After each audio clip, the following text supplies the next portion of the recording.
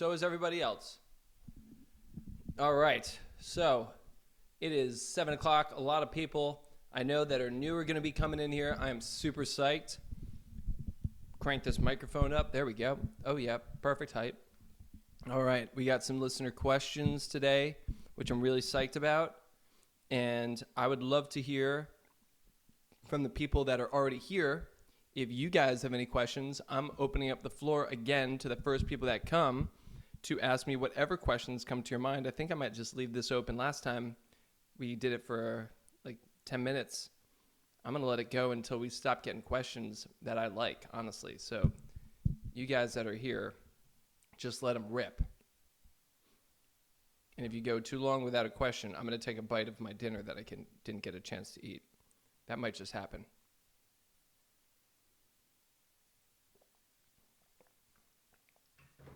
But if we don't have any questions this early, I'm going to wait 2 to 3 minutes until it's 7:03 to really get going. Just butter you guys up with some nonsense maybe until then. Or just ask you guys what you've been doing today. Or where are you guys from? I don't know who Emily truly is. I could know. Purple Starburst 6575. That tells me... It probably tells me something about Emily. Oh, more people are popping in. If anyone has any more T1, let's see. Okay. I think I see your name. Oh, no, that's just I Sell Homes. Okay, I didn't want to say your name because I thought it was Issel, and I didn't know if Issel is a correct pronunciation. Lions, cool. But it is I Sell Homes. Glad I pieced that one together. Emily's from Maryland. Sweet. I'm from Jersey, by the way. New Jersey. Born and raised. It's where I'll stay. Okay, now we got some people coming in. Oh, it's Max. What's up, Max? Nom. Just also Nom as their full name. That's totally... Don't know anything about Nom other than you're awesome for showing up. And Nom is good because actually what I was saying when I was eating my dinner, which I would love to be finishing this dinner right now, but that's okay. I would way rather be answering questions. Now, here's the deal, everyone that's just pouring in. If you have a question on your mind, just slam dunk it in the chat right now. I'm going to answer it. We got first 10 minutes. I'm just going to leave it open to the first come, first serves. I'm ready to get into some sweet topics. But if no one acts fast, I will take a bite of my dinner. In fact, I'm actually going to sneak a small one right now because it's so good. It's a little quinoa bowl. Oh, man, I feel like you guys can hear me turning around in it. Well, I can tell you how to get real good. I don't know about real good. Real good at moonboarding. Well, first, let's start with you have to moonboard. And knowing that moonboarding can be extremely intense, you got to recover well from those sessions and warm up very thoroughly before you get on. And sometimes... This is actually something I just talked with somebody the other day about moonboarding, is because the holds usually will target 2 to 3 fingers on this board, a lot more than other boards. Some of the holds will really favor 2 or even like the back 3 sometimes, the way that you hold them. So if you're sessioning on the moonboard often, you should always be mindful and do a grip audit as to what you've been grabbing lately. Because if you keep getting on the same holds each session back to back, even if you're resting appropriately for what you would normally do for your bouldering sessions, you can still be overloading an individual finger. And the moonboard, I love it dearly, but it does have the highest injury rating of any tool in our sport. And that is because of the holds. It is an exceptional tool for what it is. And, you know, its main goal is to get you used to holding grips that are not even and are uncomfortable and awkward. And it really helps you get comfortable with that, but it can be dangerous. So I have 2 rules that I tell every single person I ever work with about climbing and how you want to progress as fast as possible. And that's it. You just have to follow these 2 rules. Rule number 1 is don't get hurt. Rule number 2 is see rule number 1. That's it. You don't get hurt, you consistently show up, you put in high focus, high quality sessions, you will improve at whatever it is you're doing. as long as you have slight variability from session to session, but stay within that same vein. And the Moonboard already offers that. You're never going to do, or rarely going to do, the same boulder twice. Thoughts on max edge lifts versus max hangs on the hangboard? Well, my immediate thought, because this is what people usually ask when they're talking about it, is that it's doing essentially the same thing. It is loading your fingers heavily, and that's it. It's the method by which you do it that is the difference. One thing I've never been a real fan of is the, personally, and I know a lot of people that find a lot of success with this, is pick up, put down, pick up, put down, pick up, put down for reps. In theory, it does make a lot of sense, but I've never really done other exercises in my personal training, not many that build max strength, that are very short duration isometric contractions and then releasing. It's usually in isometrics for tendon adaptation. It's usually a longer hold. So I personally prefer a longer duration hold, whether that is the max lift method or if that is a max hang. Really just depends on where I am and what is more convenient for me. If we're talking about the single arm max hang, people often find that they have a shoulder or a wrist issue. So they'll have like an inability to hang on an edge that they could usually hold because the shoulder is giving out and or the wrist is giving out, or it feels like there's pain or is a weak point. And if that is the case, it doesn't mean that you shouldn't be doing hangs. It just means that you should work out your shoulder issue or your wrist issue separately and maybe come back to hangs in that format. And you should maybe right now do 2-arm hangs, or that's a good time to do your lifts and work on that issue separately, because you're not going to address this issue in your shoulder or your wrist effectively by doing it with your fingers. You're just going to shortchange your finger training and also shortchange your shoulder and wrist training. So what board stands out to you as having a better grip variation compared to the Moonboard? So variation, I would have to say it's, Kilterboard. I'd probably say far and above. Kilterboard doesn't have the same hold twice. Every single hold is completely different. I don't love, if we're just talking variation, no board has, like true bucket jugs, an adequate, I think, range of true slopers, just because if you're climbing on steep overhangs and you're climbing on a flat board, steep slopers are just going to be almost impossible to set a high density, pleasant board to climb on. Because if you do have big slopers that require a higher profile or take up a lot of real estate because they have to be, enough to fit the hand, you're just going to take up space of another board, another hold that could be going there, or many holds in the area. So I think that boards are fantastic if you're trying to get better at board style climbing, or just those grips at those angles. That's really what they do best. They do train finger strength totally, but you're not doing the most optimal method of training to get better on other angles, other hold types if you're climbing on just a board. So for that reason, I do think that personally, if you're looking for the best training tool, I would have to say that tension, probably 2. I think tension 1 is the best tool for outdoor climbing because it's got so many small crimps that other boards just don't, and so many of them. So you can really constantly be on small crimps. So if you're looking to push harder climbing, honestly, it would probably be the Woods board, if we're being real. That board also may have the highest variability of any board. I'm not sure. I actually have never climbed on a full Woods board set. I climbed on a small one. I hope I answered your question. I think Grasshopper does an okay job, but definitely not at full range. Yeah, I'm going to have to say Kilterboard has the most, especially the really big one. And then if you're talking about their small home one, oh my goodness, that one's so good.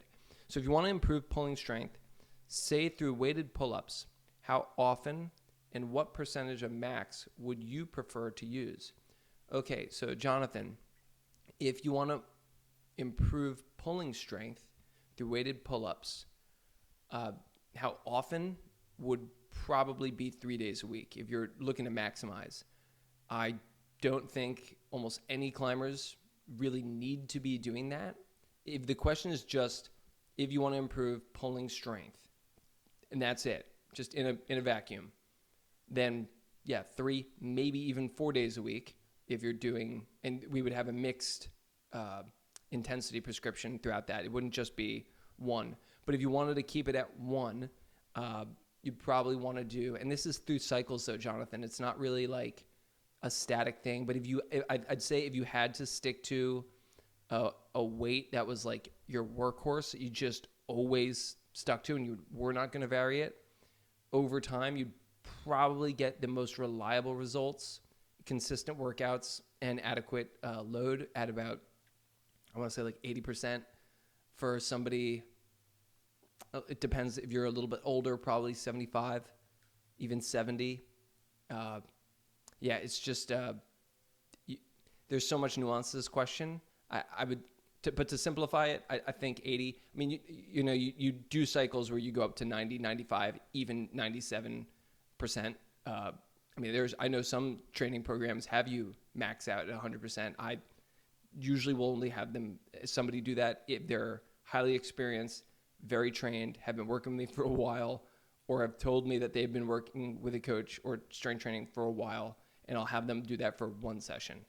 And that's right before we switch to power, and that will probably drop to 65% max to 80% max, depending on where their performance period is.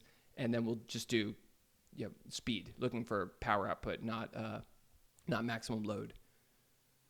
Okay, so now we've got, for late beginners and early intermediate climbers, would you prioritize specifically training pinches and slopers?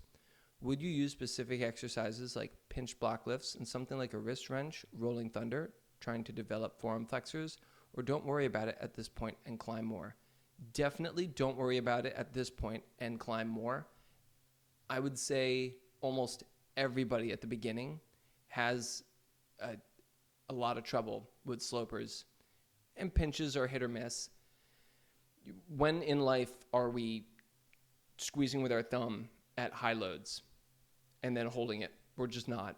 We are sometimes doing that with our fingers. If you're an athlete, you've been hanging on a bar, we pick stuff up like this throughout our life. This is something that we know. So grabbing holds like this, even crimping can sometimes come more naturally. Of course, depends on what you've been doing throughout your life. But especially with slopers, you're going to miss the point so hard if you try to hang and train slopers just by hanging them.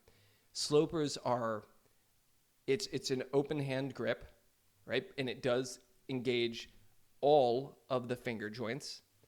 Sometimes slopers can be extremely passive and simply just the MCP joint is flexing. Everything else is kind of just sitting for surface area, but almost everything is dependent on your position. Because you're looking for angle of pull, and this is, for anyone that's here, this is like, if you can understand this, you're going to take down every single grade in front of you when you really sit there and look at it by a full grade to 2 grades, depending on the style. If you are looking at a hold and you know that, you've got a crimp and then you've got a sloper, we've got 2 different angles that we're going to be trying to hold on to, right? If I have a jug, what's great about a jug? It's that it's like this off the wall, right? Here's the wall, here's the jug. I'm grabbing on like this. I have angle of pull that I can pull in on and down on, and a lot of it, okay? Now, as that gets smaller, I don't have as much. I have a mechanical disadvantage at this joint, right? Because it's where I'm making contact is further from the joint, okay? So I'm relying on a smaller muscle, much more, the FDP, okay? So I'm really grabbing something small and trying to pull in and down. In-cut crimps are great. But if I have just a crimp, right, like this, flat, I'm just pulling down. If it's slightly in-cut, I can pull in a little bit, but as it gets flatter, it gets worse. As it gets sloped, it gets way worse. And I can't pull out on it. Why? Because the force that I'm pulling right this way, with the arrow pointing that way, right, that force vector is parallel with the surface area. So that's like if I'm pulling this way, right? I'm not even catching on anything because this is the hold surface area, right? Now, if I'm on a sloper and I'm hanging out off the wall like this, you know when you slide off slopers? You slide backwards like this. So if you can get one, let's ask a question, right? How many of you guys have ever grabbed two slopers on the wall next to each other and been like, this one, oh, that's pretty good. Oh, that one's really not that good. I can't hold that one. I'm going to go with the other one. But they're only slightly better. It's only just that little bit better, but wow, one's a jug and one I couldn't think of stepping on. It's a foothold on the climb. That little angle of difference is replicated when you are holding a sloper and you're pulling with your elbow and your shoulder placed in space here, right? Here I am. So that line is like this. Oh man, there we go. But if I place my shoulder, which is where my arm is attached to, I can't change that, right? I'm pulling. Whenever I pull, it's coming right back here, right? This is where my shoulder is. So if I'm pulling, right, where do we go with pull-ups? That's it. We can't go any further unless we start pushing, right? So I'm pulling on something. So if I'm pulling on something, it's coming to my shoulder. Wherever my shoulder is, if it's down and off the wall, ready? Here, let's go off the wall. Oh, there we go, the side of this. Perfect, here's my wall. If I'm down and I'm off the wall, I'm back here, right? Pulling on this angle on the sloper. But if I'm down and I'm here on the wall, there goes, now I'm pulling on this angle of the sloper. So I just took that foothold sloper and made it a jug simply by getting low and underneath it. Now you can get, so what I'm trying to say is, to answer your question, you can either make this much improvement, tiny, tiny, tiny improvement in strengthening your wrist flexors. Really, you're not holding, this is the rolling thunder, right? You're not holding stuff like this. You are strengthening your wrist flexor, right? When I do that, everything contracts. That's the smallest I can contract unless I have better wrist mobility. But what you're doing is you're getting stronger in a somewhat climbing specific way, not truly, but you're sacrificing, in order to get that adaptation, you have to sacrifice a very high intensity hold for a long duration, and all that energy could be going into, let's say, 3 really maximal holds to get that adaptation strength. You could have just done 20 laps on something that was kind of hard for you, and now it feels butter easy because you figured out how to place your body. You created muscle memory, and you also got stronger because you got reps in holding it.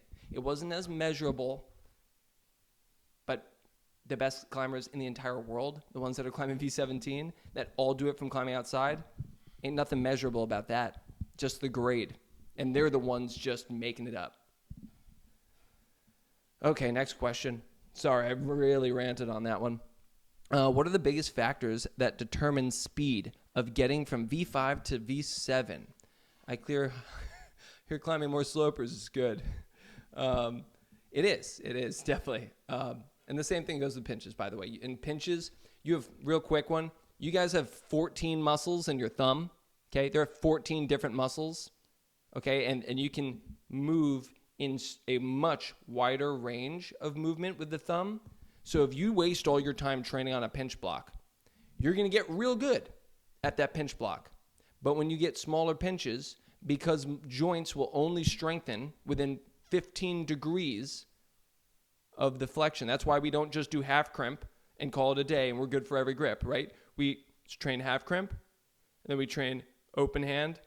We even train high angle and even full, closed. So if you want to get better at it, you got to train within 15 degrees. So if you're trained in pinches, I highly recommend climbing on as many pinches. And if you don't have access to climbs with pinches, and if you don't have access to climbs with slopers, I would recommend using those other tools. But if you do, which you probably do if you climb at a gym, even if you have a horrible gym, and you know that their setting's bad, I don't like it doesn't matter.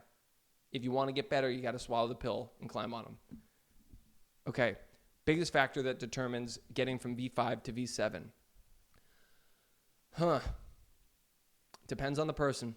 Completely depends on the person. I'm really trying not to like dissect these questions, guys. I promise. But J Barto 94, love that name by the way. Do you have? Oh, there's more to this. Also, what percent body weight would you expect to pull on the tin deck on a 20 millimeter edge at that range? Ooh, man, these are very specific. I'm gonna try my best to simplify. Gonna really simplify the last one. I'm gonna say pretty damn hard. And then the biggest factors that determine speed of getting, or actually better answer to the second question. What percent body weight would you expect to pull on the tin deck on a 20 millimeter edge at that range? I would expect for you to pull whatever the heck you're pulling. And then I would expect you to train that continuously for the next couple years. And then try pulling again, see what you pull consistently. That's the answer. That's all you should use those edges for. You warm up, you pull on that edge, you get in your reps for the day, check the box. I know that I did that edge training. If that's how you want to train, go on with your life. Keep your numbers, write them down, look at the trends. If it's improving, keep doing it. If it's not improving, think about changing it. Look at your data, maybe you change it. What are the biggest factors that determine speed of getting from V5 to V7? 100%. If we're talking about the fastest improvements you can make, are technique. That's not even close. Because, how about this?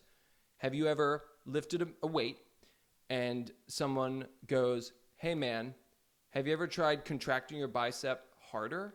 And then you go, oh, no. And then you do that and then you go up like 50 pounds. You couldn't bench 250, you were stuck at 200, and then you just do 50 pounds heavier. That doesn't happen. But have you ever had someone come up and go, hey, that drop knee, if you drop the knee a little more and shift left and tighten that leg just a bit, it's going to be so much easier. And then the move you couldn't do, you could do. Yeah, there's like 100 of those little tips and ways you can improve on that climb, like on that single boulder. So if you're looking for all the other things, you're just looking in the wrong. It's like it's like in Mario Kart. If you're driving the course and you're not hitting any speed boosts, zero. You're not getting any of the items, but you're like trying to figure out a way to do the course, like ride the inside corners, hit the buttons in the beginning to like take off really fast. Dude, you are missing the speed boost like 30 times per lap. That's every time you go to the gym. So pay attention to your technique. I know people that are just pitiful on your boy, me. I can on a good day, I'm hanging the Beastmaker middle edge for 7 seconds, body weight. That's a good day. I'm psyched. I know V8 climbers that can do that and with more. So it's not that got me up a ton of 12s and 13s. It is V12, V13s. It's just technique. Upper body strength helps too, but it's like 99% technique for me. Absolutely, man. Love giving the detailed answers. Minor tweaking of movement is, unless you have been obsessing over technical improvements, projecting outside for many, many years and climbing to the upper end of the sport, underrated is the biggest understatement of all time. No one gets it. You don't know what you don't know. And then when you get there, you're like, oh crap, I don't know anything. It's like when you are climbing like V30, I've hung out with a bunch of V16 climbers and V17 climbers and watched their movement. And it's like, I pride myself on my movement. And then when I'm around them, I'm like, I have no idea what I'm doing. And then I look at how strong they are. I'm like, wait, they're not that much stronger than I am, even in their fingers. It's the levels to technique. You can't fathom it. You can't even really comprehend what I'm saying until you see it. It's just in person. It's it's incredible. Any other questions before I launch into some listener ones? Or what am I saying? Instagram questions. which there are some good ones. Between density hangs and repeaters, probably push intensity with repeaters more than density hangs. That is true. Yeah, you're technically, it's not recommended to do density hangs with added weight for many people. I do know some people that do it, but that's just not, it's not the intention. For most people, I mean, unless you are so incredibly strong, but at that point you should just make the edge size smaller. It's a totally different goal. Density hangs are quite literally, that's it. That's if you're looking for the adaptation, it's tendon density. That's it. And to prevent injury from things getting way too tight. So that's, they help stretch. They get your tendon to be a more poised tissue to receive things like repeaters, max hangs with higher adaptation potential. It actually does increase the capillarity density. So it's great for recovery as well. My preference is density hangs for anybody that has any tendon issues and has dealt with tweaks or is looking to get into a long-term finger training program but has not before. But if you're looking for, I mean, you can do repeaters, you can do max hangs. If you're a boulderer and your issue is that you're not as powerful as you'd like to be and you're looking for that absolute max strength, I think the better option for me personally is just a maximal hangs, just high load hanging, and then repeaters. I love programming for anyone that needs power endurance or endurance, of course. How do you improve technique? Watch footage of yourself and scrutinize. Yeah, that's a great way. Climbing and finding the things that I mean, this is just simple, right? It's like you climb, you feel what you're doing, if it's working, if it feels good, if it feels bad. You repeat the things that feel good, and you focus on the things when you're on the ground that felt bad. Think about how you can do them more effectively, and then get on the wall, try it again, learn by either trial and error, which takes time, or like you said, watch your videos. But there is no other way than to get on the wall and try the thing. I've tried writing programming that goes beyond this.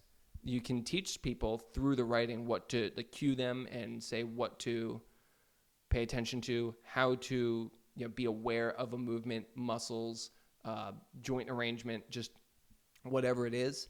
But you can't do the laps for someone. So if you're looking for improving technique, the goal is to get on something that is, and this is actually a very linked idea to one of the answers of my other question that I do want to get to, which is you need to find a climb that has a high technical demand.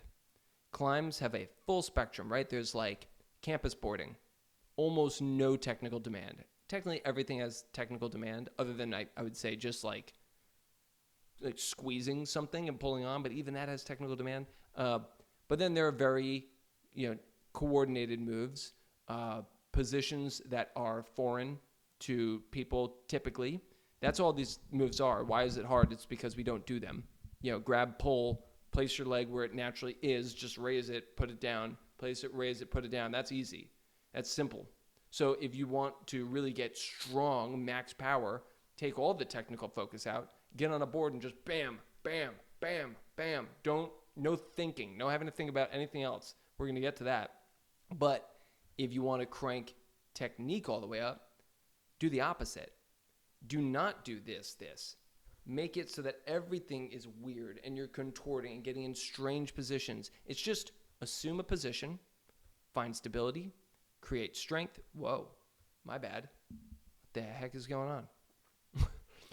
Assume a position, create strength, find stability, and then move through to the next position and do the same. So unless you have the mobility and the ability to do all of those things in harmony and do it quickly, and then you have great technique. So you just have to get on the wall and find the climbs that offer the highest yield. Like you could, two people could do the same program, but based on the climbs you get on, you'll get totally different results.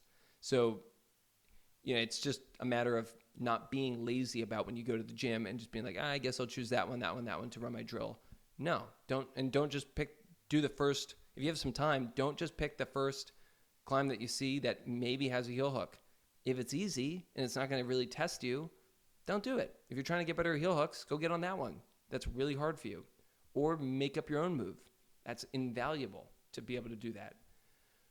When doing one arm finger block max pulls, would you expect to get about 50% of the total force that you can do with two arms hanging on the same edge size? That is a good question. It depends. I think that typically people will find that the sum of the two is usually, so you've got like one, right? And then you've got one. Typically, if you add this one and add this one individually, you'll get a higher number than both. And that's usually due to, if you're lifting, it's due to the position. You can put yourself in a more advantageous position with that single arm than if you were to do, one is you're balancing like this and lifting. It's usually also when you're lifting a lower amount of weight with one arm that it's less on your physical structure. So like if, say I'm lifting, I'm maxing out at like 150 pounds with my single arm and I'm lifting that off the ground. But then I go to do the other arm and let's say I'm 150 on that arm too. But now I go to lift both. I can deadlift, my body can deadlift 150 or squat it. But 300 pounds, that's going to be a struggle. That may introduce an instability component and that may limit me. Also, if I'm lifting and let's say I just need to get the weight off the ground, I'm not going to be able to hit the maximum of this hand or this hand because the weaker hand is going to give out sooner if they're carrying and sharing the load. Otherwise, the load will tip, which you could do, but it usually doesn't happen. Trying to think of all the reasons that I've ever read about. There are other reasons that, I'll be honest, I don't remember them, but I hope that's enough. What do you think has more value? Doing a V5 3 times, improving a technique every time, or projecting a V7 on a session? Would it be smart to just do either or as training? I think I know your answer, but I'd love to see how you explain this. What do you climb? That's everything. If you're a V10 climber, in the V7, it just depends on the climbs and how hard it is for you and what the climb is. Man. So, I think this is good though, that we talk this through and get to the way that you should think about these things. So would it be smart to just do either or as a training? It definitely not. You need to be doing, ideally you're doing both. You need to be doing the moves that are going to challenge you. It's where you can see the most progress. That's the better choice. If the V5 that you're doing 3 times at first felt really freaking hard, and that each time you do it, you're going to clean it up, which, if it felt really hard, odds are you're going to. If you felt that there were big technical errors, then that's going to be, the better choice. But then again, it's like if the V7 is very technical and no one move is a stopper, and you're finding that you're really learning each move that is just above, at that top part of your learning curve that you can achieve, but it's really hard, but you will, in order to send them, you have to learn them. You're checking, I'm learning this type of move, that type of move, this type of move, improving on all those. And now this, single performance of doing all of them proves that I learned enough to be able to execute them all. And I learned even more than that because not only can I execute them all, I execute them all so efficiently that I could do them all back to back. The V5, however, if you have moves on that, it totally depends on the climb. Because if you have moves on the V5 that are just super easy, same on the 7 though, you're repeating, maybe it's just one move on the V5. So it's the overall value that you're gaining from the climb. This is what it's so hard to just say a V5. If you get if we were to really ask this question and get for me to say a 3-sentence answer. You'd have to say, I'm this type of climber. The V5 is this. I currently need this in my climbing to, in my opinion, that's my greatest weakness or the thing that holds me back on the most amount of climbs. This climb has this many moves that are this challenging for me. The V7 has this many moves that are this challenging for me. There are this many moves that are just filler moves for me. All the time when I'm doing lessons, I'll pull up a climb that's like, crazy easy, but it's got that one move. And we workshop that move. Once that move's done, the person is usually like, ooh, okay, now I'm ready for the sunburn. I'm like, we could do that, but like you and I both know you learned this move. We only have an hour together. Same thing with you in a session. I only have 2 hours here. I only have so much energy. Should I spend my remaining energy on doing all these filler moves and repeating that move again? Or do I move on to another lesson that can be higher yielding? So a lot of times, sometimes people will be upset, usually not because they've done this before or they quickly see the value. It's like, would you rather check this random climb that, Andy with the beanie over there and the drill in his hand just randomly decided to set? It's going to get taken down 2 weeks from now. Do you want to have the fulfillment of sending it? Or do you want to take those energy points and put them into another V7 right there move that has a technical drop knee that I can teach you or that you can learn? So hope that got into it wrong, Beta. Do you prefer climbing indoors or outdoor for developing climbing technique? Some outdoor climbs are extremely simple. Some indoor climbs are extremely complex. If I'm going to be, if I'm getting on a set climb, then I'm going to want to do the average climb, I would say, depends on the gym. Oh, man. There are so many climbers that, here's the problem. There are moves outside that you can't get inside. There are moves inside. Okay, this is how I want to explain this. If we were to have a person go through their life just trying the things in front of them, and they were to go to every gym or every climbing area, I think the person that goes to every climbing area will get a wider range of skills, features, hold types. Every hold you grab is different. Every move you grab is totally different. Same thing with indoors, but you're not getting so many different types of things on average. So I think your occurrence of the smaller, tiny foothold, horrible polished foothold, the big foothold, but horrible hands, fear factor, just like all these little skills that do show up in gyms, but it's rare, man. Like, it's real rare. I'm going to go with outdoor climbing. However, if you're looking for a session and you had high motivation and you had good facilities, doing a session on a spray wall or a gym where you're just making up climbs may be easier for the average person, because I've found that people usually don't do a good enough job, or the climbing area doesn't have enough holds to be able to find the variation. Usually the climb is the holds that are there anyway, so it's not like you're abstaining from using that one because it's red, but it's there, it's an option. So this is tough. Again, I'd probably want to get into more context to give lock in my answer, but I think that does it. Yep. Okay, Emily, what do you do when you don't feel great before a session? Do you still try to go in? Do you warm up and see if things feel better? What makes you decide not to go in at all? Okay, so at this point, Emily, I know when it's not going to happen. I'm so glad you said, do you warm up and see if things feel better? Okay, if you're feeling crappy, right? Well, let's just ask a question. Do you always feel crappy going to the gym? No. Do you feel crappy ever for no reason? No. No one feels crappy for no reason. You might feel crappy sometimes for a reason that you just haven't figured out yet. It used to happen to me all the time. Why the heck do I feel crappy? I don't know. Sometimes I just do. No, Charlie. Sometimes you eat dinner right before bed, and that tanks your deep sleep. So yeah, no, duh, you're not feeling rested. but I didn't wake up. I didn't get choppy sleep. I was just in a lighter sleep stage. I didn't get as much restoration. Or why do I feel bad? I just I don't get it. Oh, I haven't eaten more than 60 grams of protein per day for the last 4 weeks. That was me when I was younger.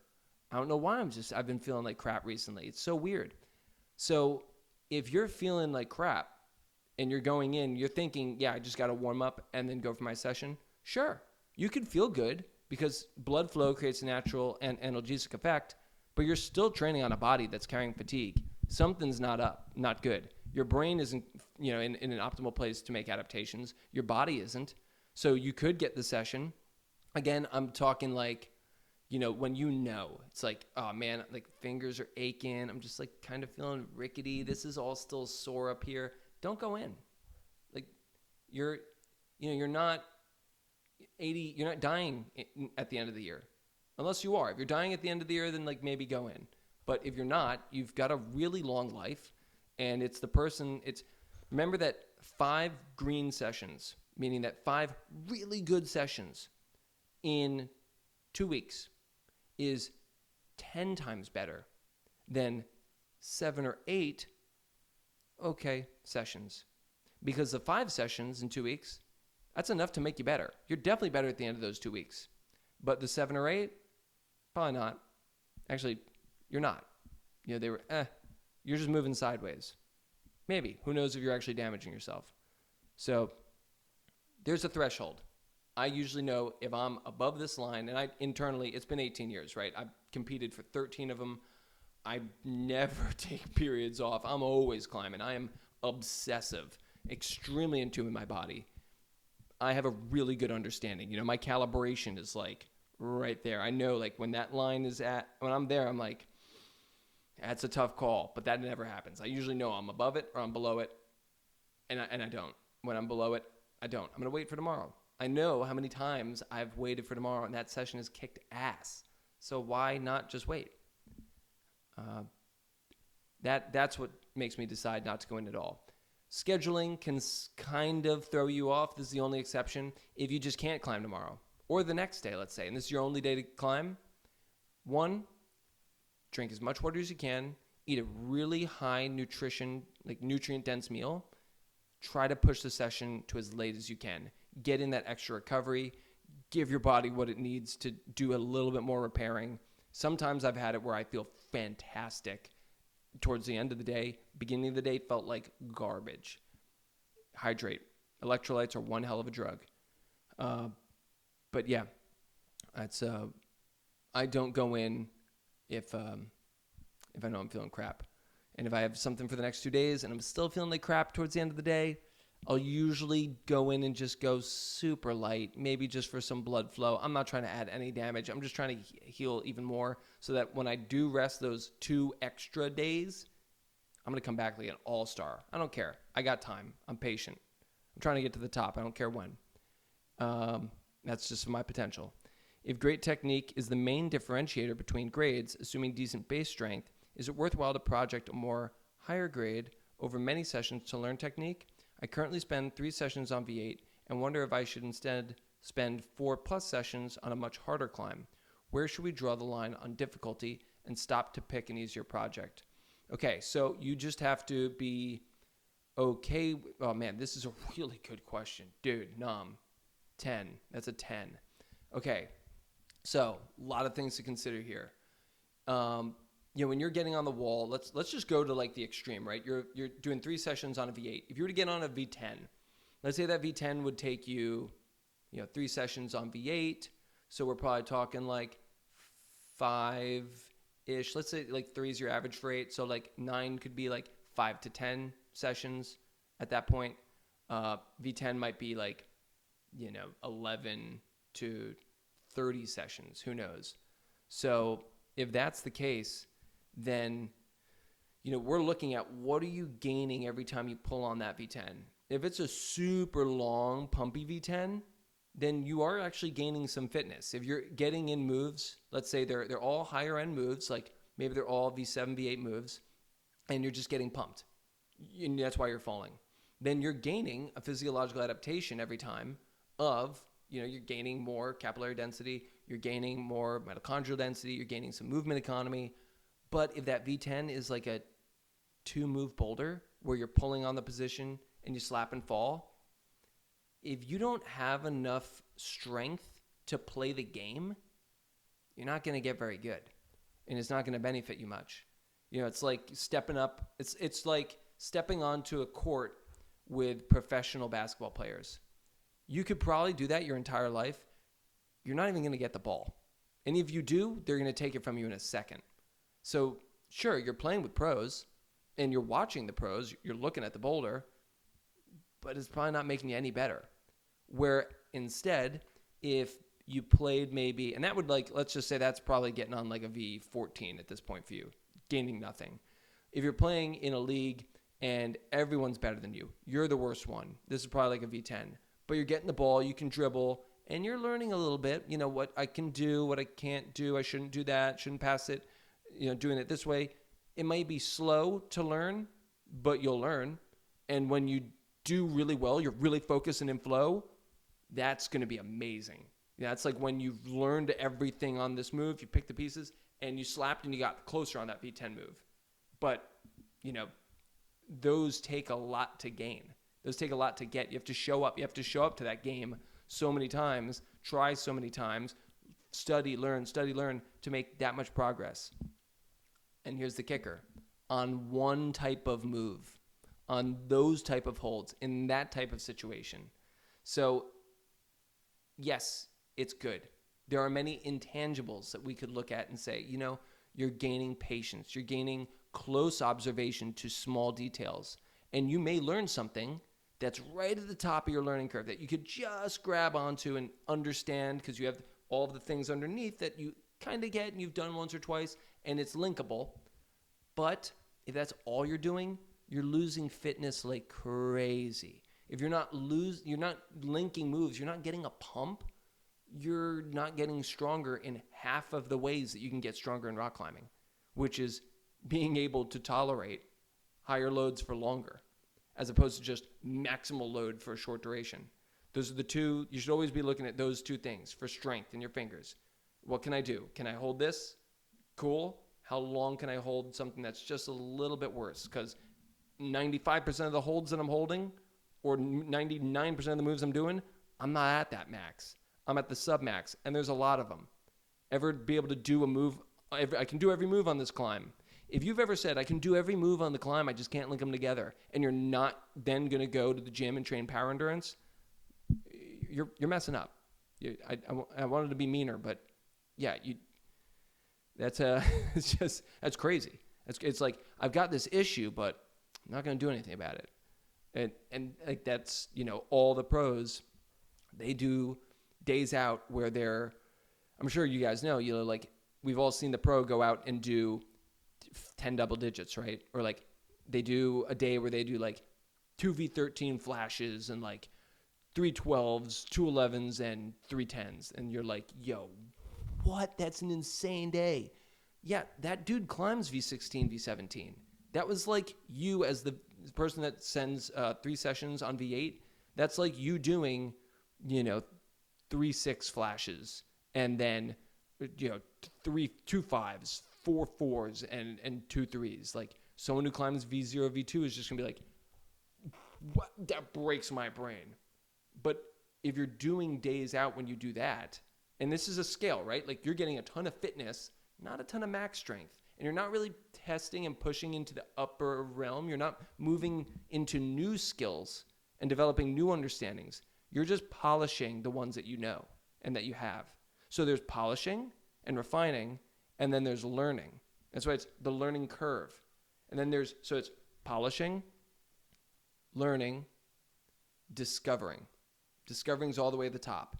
If you do nothing but discovering, you're going to, look at all these new things that are possible. If you're not going to be able to get the reps in, you're not going to be able to learn, you're definitely not going to get the fitness. So it's a cool scale. And yeah, definitely got to move on to the next question. Sorry, that was just a topic I love to talk about. See, I was excited about how you'd answer. Yeah, you're welcome. What if you physically feel functional-ish, but your mind is meh? I feel like that's a tough call for me. Yeah, I mean, well, no, I didn't really answer that well because it's a really good question that also opens the floor to other cool topics about the mind because, when the brain controls the body, right? So if you got a crap night's sleep, sure, your muscles might not have damage, but they're not firing well. The brain sends the signals to the spinal cord. Spinal cord sends it to the muscles. So if it's not firing through appropriately and all the different, your cerebral cortex is just not in function, your coordination is going to suck. And that's on a micro level, right? Like the coordination of different muscle fibers firing. That's usually when you got a crap night's sleep and then you get like a spasm or a cramp or a strain. You were healthy, you were fit, but your brain just kind of messed up. If you're also not psyched, you're not focused, when your brain, you're not there, it's like when you're distracted. You need to do something to get yourself back in it. And if it's sleep related, I'm sorry, I'm just using that example. That's just like an easy one. Then, yeah, time off. If you had a long day at work and you're just feeling tired from that, that's like the halfway point. That's like, yeah, you're exhausted, but there may be some other things here. You may be thinking you're more exhausted than you actually are. Maybe you just need to take 5 minutes of mindfulness. I used to do that all the time in the car. I would do sessions, days where I would drive around when I was competing from one gym to the other gym to the other gym. I'd go to 3 gyms in the city. I used to drop $100 in day passes to do on-site rounds at 3 gyms just to do 3 different rounds of 5 boulders. They're 5 hardest. And when I would drive, I would literally drive and park in the city. And I'd park, 5-minute breathing exercise, mindfulness, reset, recharge, forget that last round. It's incredible the difference it makes when you then show up. You're like, wow, I was tired. I wasn't psyched. I am like, new chapter, new day, new experience, new moment in my life. Let's go. Highly recommend if you guys haven't. That's an amazing thing to start training is your ability to mindset recover and reset. And that's something that you're going to suck at the first time you try it in the car. And usually it's because people don't know that you're going to suck is you go to do it and then you suck and you're like, oh, this doesn't work or this is really hard. I didn't see the results. Not doing it again. But if you do it like 20 times, you're going to get really freaking good at it and you're going to make a level up that you just like couldn't believe you haven't been doing your whole life. And it's so easy. Just write down how you felt. That's like the only way to do it. It's what my sports psych used to have me do. What do I need to do to level up my sleep? Holy crap, that's a loaded question. Please give me more. You're talking to a guy. I would share my sleep study with you guys. I don't know if you guys have seen my story, but I have a sleep study. I record all of my aura data and then journal every single day about my sleep. I've been was working with 3 doctors. Now I'm just working with 2. But if you want to level up your sleep, there's so many things to talk about, man. I don't even know where to start. Man, we're not even going to get to the Instagram questions. I think this is like how we might do it from now on. This was so good. And just letting you guys know, we have only a couple more minutes. So if you've been holding out on questions, let them rip. Especially about the sleep thing. If anyone wants to know more about the sleep. Okay, I go to sleep at the same time every day. I wake up at the same time. I limit caffeine. That's all I can give. Okay, man. Well, let's start here. With sleep. If you do those things, that's great. You got sleep etiquette, right? There's, or habits. Man, this thumbs up thing is so funny. So what is the room like? Okay, are you sleeping in a bed are you getting too hot at night? Your core temperature is huge. This is actually the thing that I'm personally struggling with the most is my fan, my comforter, and the room temperature. Trying to get that right because I also take a sleep medication called trazodone to help me fall back to sleep because I have insomnia and to fall asleep. Those things, I think the trazodone, spoken to my doctor, gives me night sweats. So that's a huge issue. Making sure that you're comfortable in bed, that maybe your sleeping position could be changed. Tend to train late, get home 9 to 10, then eat, which I feel impacts my sleep. Yeah, Connor, you should definitely experiment with eating a lot before your session or more before your session. Sacrifice feeling light and floaty all the time. Maybe save that for certain days when you can climb earlier, and then, or front load your day with more food, and then get a lighter meal at night. That was like the biggest thing for me, dude. It was just, I used to have an apple every night before I'd go to sleep, or I'd had popcorn in bed and watch a show with my wife, or we'd have dinner at like 9 o'clock because I was always working until 8:30, and then I have 30-minute drive home. That screwed me for years. Now I eat dinner at 6:30, or today was actually later. I ate at 7, and I eat enough so I'm not going to be hungry. Sleep, though, is also about really trying to maximize that hour before you get into bed. I do not do any technology anymore. I used to do that all the time. No shows before bed. We will rarely, a couple nights ago, we watched the end of a movie that we were watching. Super rare. Really try not to do that. That's probably like once a month for us. The no technology is huge. A nighttime routine. I stop working every night at 8:30. For an hour, we just wind down. My wife and I spend time together. We relax. We turn the lights to dim. That's huge. It's just winding down. For all of mankind, we wound down at night. No one worked until the late night. No one even had lights to keep them up for so long. None that were, blue lights or white lights like this. It was all just the sun or fire. And so it is those things, I think, that people are, it's like the disease that we're like, I've got humanity, or like a lot of people have, like, let's say it's cancer, but we're putting on Band-Aids to try to fix it. When it's really like, dude, you're never going to fix this thing unless you do this. And it's those things that's like, oh, wow, that's like a big lifestyle change. No, man, I'm looking for like a better comforter to put on. Like, no, dude, that's not going to do it. Limiting caffeine. I quit caffeine. I would say that and the late night meals, those are the biggest ones for me personally as of recent, that like I saw when I quit caffeine, my average sleep numbers went up 45 minutes on like across the next month. That was huge. Let's see what else. Yeah, the room is massive.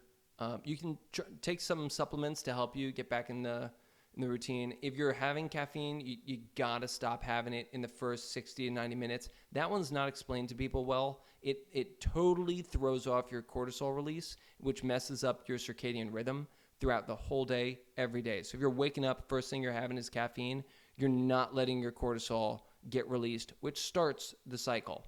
So that one is like, I don't know how we're not told this when we're kids. Like that's just messed up. Everyone's giving up sleep. Supposedly the normal human being should, on average, be able to close their eyes at night and get between 9 to 10 and a half hours of sleep. That is what people used to get. That blew my mind when I heard that. The Sleep Master class, definitely recommend watching that. Alcohol, there are just too many things, I think, to go on about right now about sleep. If you guys have any more specific questions, that would be awesome. Could you give some recommendations for controlling the temperature for sleep? I can't sleep when it's hot. My room is always hot, even when I have my fan on hurricane mode. Ben, okay, this is a really big one.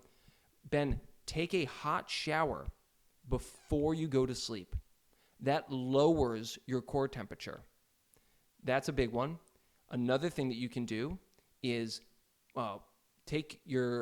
replace your sheets with something that is it's less heat capturing, like a eucalyptus. I have a eucalyptus base sheet. That's huge. You can get I have a weighted blanket that I'm trying to love more. It's really tough. It's like a learning period with this thing, but it's called a tree napper. So it's this woven, it's like really thick. It's like they're like 2 fingers and they're woven. So there's spaces between them, but it's a heavy weighted blanket. So you feel like you've got this big, heavy thing on you, but it's insanely breathable. And I have a eucalyptus sheet under that. So I'm sleeping in a eucalyptus sandwich, but that's huge. That's really helped. I never sweat at night. I just get hot now. And that's just my medication. But many nights recently where I don't. The fan placement's also huge. Having it placed in the right way. I don't know much about your house, but like I know people that have changed where their room location is to be lower in the house. That's a little extreme, but it could just be like, oh yeah, you're upstairs, so you're just going to be sleeping in always like 5 to 8 degrees higher. So, and that's Fahrenheit. I climb from 7:30 to 10 p.m. because my friends have to work until late. It's horrible and F's everything up. Climbing alone in the afternoon most of the time now. Oh, dude, I'm sorry. That sucks. I mean, it's great that you get to climb with your friends at night. If you can't shift your schedule, I mean, that's just a hard dilemma that you're going to have to, if you really want the sleep, obviously, you have to push it out in the morning. You're just going to have to shift your sleep schedule up. But it's tough. 9 hours is, yes, Kyle, you're 100% right. Isn't that nuts that the top performing athletes in the world get 12 hours of sleep in a day? It's insane. LeBron James, Roger Federer, Tiger Woods, they're famous for getting 12 hours of sleep. They usually get like 10 to 11 a night, and then they get the rest in naps throughout the day. I know I don't really have 12 hours of sleep either. I definitely don't have 12 hours of sleep. It's important to me, but I'm happy with my 9. If I get 9 to 10, I rarely get 10 anymore. It's like 9 to 9.5 is like my average is 8:45, but I've been getting many more days because my average is raising. But yeah. All right, guys, it has been an hour. I'm going to give 3 more questions a whirl. Blackout curtains are a lifesaver, Emily. I have blackout curtains, and I have had them for like 10, maybe more years. Don't know where I would be without blackout curtains. I'm unreal. Also, sleep mask. Some people do both. I don't need both, but the sleep mask for some people is the beta. Taking a bite. Cannot.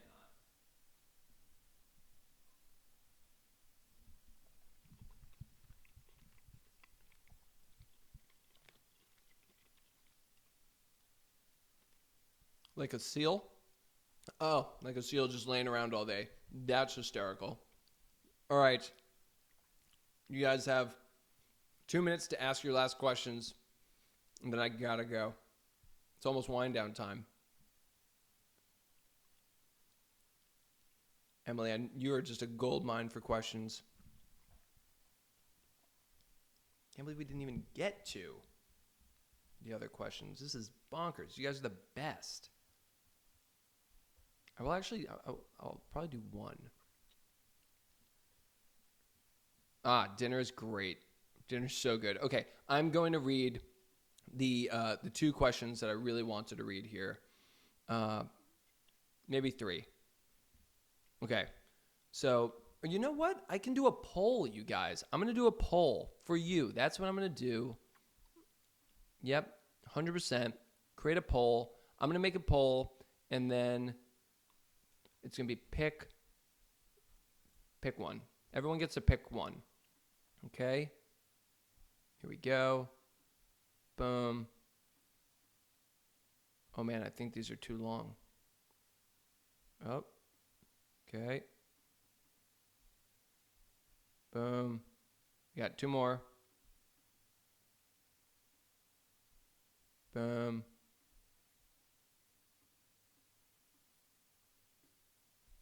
Boom.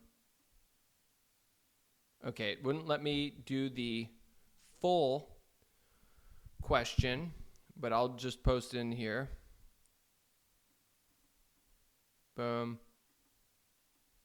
All right, so once you guys vote, I'll ask them. I like this. This is fun. Look at us, guys. Oh, wow, everyone's voting. Oh, 9, 10. Okay. 11 votes. Wow. Okay. 13 votes. I'm about to read it unless 3 people are probably doing something else right now, letting this roll passively in the background, and I'll check them. Okay. So we get, oh my God. Ooh. Yep. Okay. So the 2 questions I will be asking, Yeah, we like. Oh, you guys can see the results? That's hysterical. Okay. What's the best? The rest of that question, okay, you guys saw it. So this was what I was talking about before. I also love this question. And that was the best way to juice the absolute maximum out of a board session. I'm going to do another freaking poll for this reason. What way? Okay, let's do strength/power, technique, post. Okay, which way, you guys? Which one do you want? You tell me, because this is important. I'm taking another bite while you vote. Gosh darn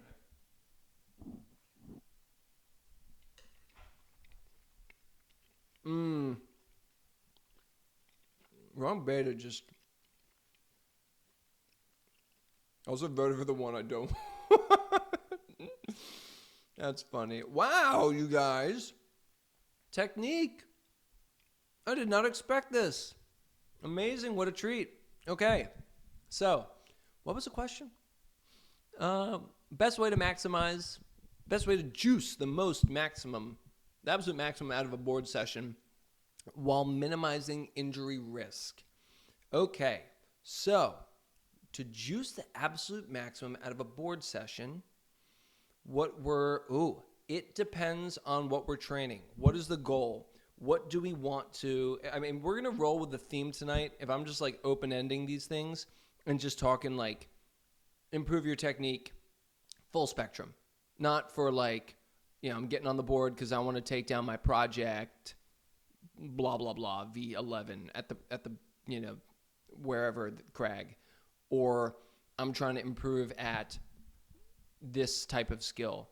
If we're just talking about the broad spectrum for the individual, what I'm looking to do is try to get as many, again, here's that, if we're looking at technique, right? We were talking about the two types of boulders or that scale. It's like how much physical intensity does it have or how much technical complexity does it have?